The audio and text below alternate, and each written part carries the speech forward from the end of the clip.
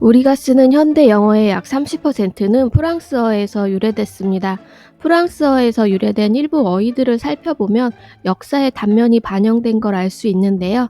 브렉퍼스트와 런치는 영어지만 디너는 프랑스에서 유래된 이유, 이 차이점은 무엇일까요? 1066년 프랑스의 노르망디공 윌리엄은 가신들을 이끌고 잉글랜드를 침공했습니다.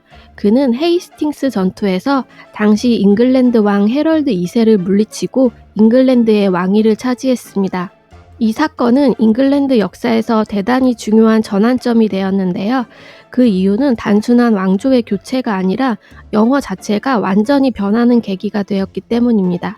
당시 잉글랜드에는 게르만 계열의 앵글로색슨족이 살고 있었고 이들의 언어는 고대 영어였습니다. 반면 잉글랜드를 점령하고 지배층이 된 이들은 프랑스어를 사용하는 노르망디 출신의 귀족들이었습니다.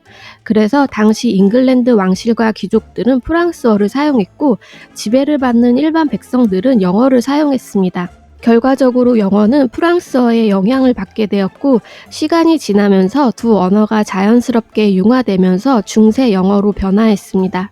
특히 프랑스어가 영향을 미친 부분은 지배층이 독점했던 법률, 행정, 군대, 상류층 문화에서 뚜렷하게 나타났습니다.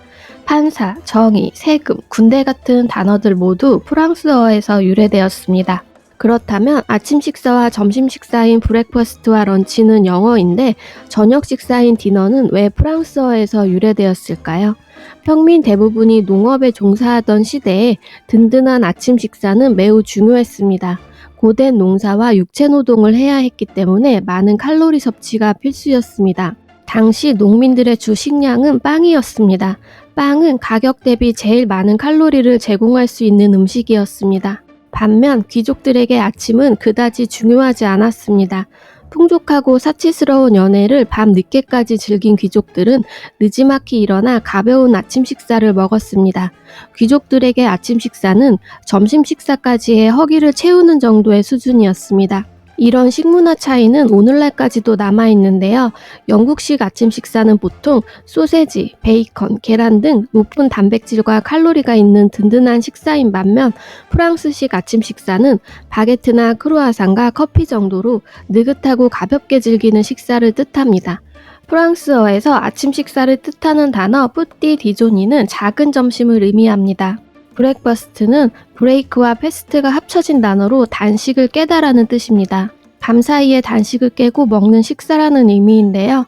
하지만 프랑스어에서 같은 의미를 가진 단식을 깨다라는 뜻의 단어 디조니는 점심 식사를 의미합니다. 중세까지 디조니는 원래 아침 식사를 뜻했습니다. 17, 18세기경 프랑스 상류층들이 아침을 아주 가볍게 먹거나 건너뛰는 문화가 자리 잡으면서 현재는 점심을 의미하게 되었습니다. 같은 뜻을 담고 있는 단어가 영어에서는 아침 식사, 프랑스어에서는 점심 식사를 의미한다는 게 재미있는데요. 점심 식사 역시 노동자들에게는 아주 중요했고 저녁인 디너는 귀족들이 하루 중 가장 거하게 먹는 식사로 원래 낮에 먹었지만 점차 저녁 식사를 의미하게 되었습니다. 즉 당시 가난한 사람들일수록 아침을 빨리 먹었고 피지배층들이 중요하게 생각하던 아침과 점심은 영어로, 지배계층에게 중요한 저녁은 프랑스어로 사용되게 되었습니다. 프랑스어권에서는 지금도 디너가 저녁을 뜻하는 반면 앵글로색슨 계열에서는 저녁으로 서퍼라는 단어를 쓰기도 하는데요. 일상적이거나 가벼운 저녁 식사는 서퍼, 만찬이나 좀 더 격식을 차린 저녁 식사는 디너를 사용합니다. 하지만 이는 영어권 전역에서 같은 의미로 통용되지는 않습니다.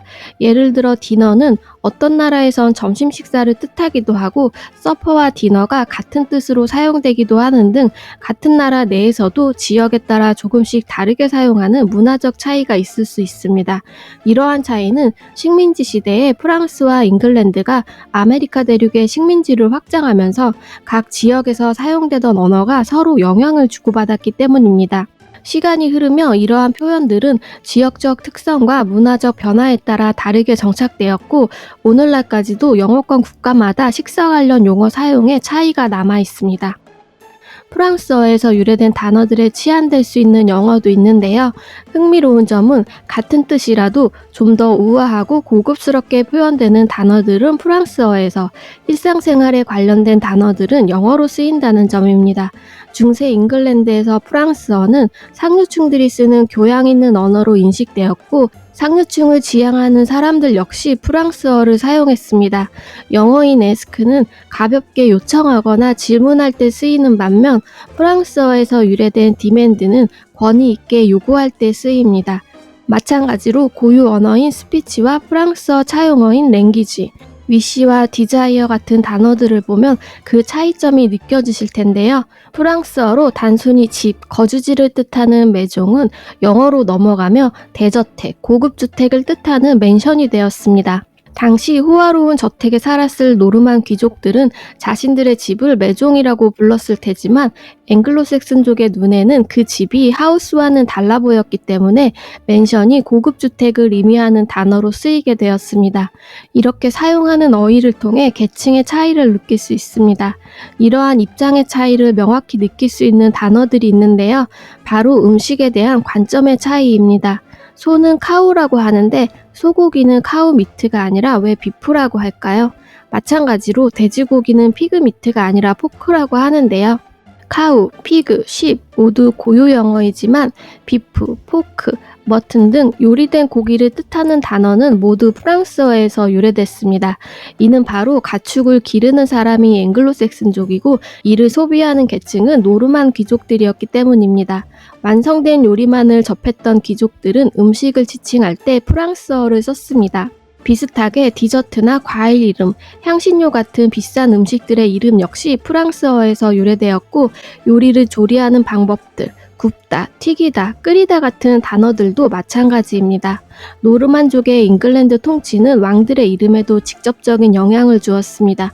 많은 잉글랜드 왕들이 이름으로 사용했던 헨리나 찰스도 프랑스 이름인 앙리나 샤를이 잉글랜드로 넘어가며 영어 발음으로 바뀐 것입니다. 헨리는 고대 독일어 헤임리히에서 유래된 이름으로 집이라는 뜻의 헤임과 왕이라는 뜻의 리치가 합쳐진 집의 통치자라는 의미입니다. 부자를 뜻하는 리치는 여기에서 유래된 단어입니다. 프랑스어의 영어에 대한 영향은 백년전쟁을 거치며 변화를 맞았습니다. 백년전쟁 이후 잉글랜드와 프랑스 사이의 관계는 크게 악화되었고, 고급 언어로 여겨지던 프랑스어는 점차 사용 빈도가 낮아졌습니다. 우리나라도 광복 이후 일본어와 한국어 사용에 많은 변화가 있었는데요. 35년간의 일제강점기 동안 한국어 사용이 억압받고 일본어 사용이 강제되었습니다. 하지만 광복 이후 한국에선 일본어의 잔재를 없애고 우리말을 사용하려는 움직임이 활발하게 일어났습니다. 광복 이후 우리나라는 일본어의 영향을 많이 덜어내고 고유한 형태를 되찾았지만 일제강점기의 흔적이 완전히 사라지진 않았습니다. 지금은 일본어가 자연스럽게 자리 잡거나 우리말과 혼용되어 사용되고 있습니다.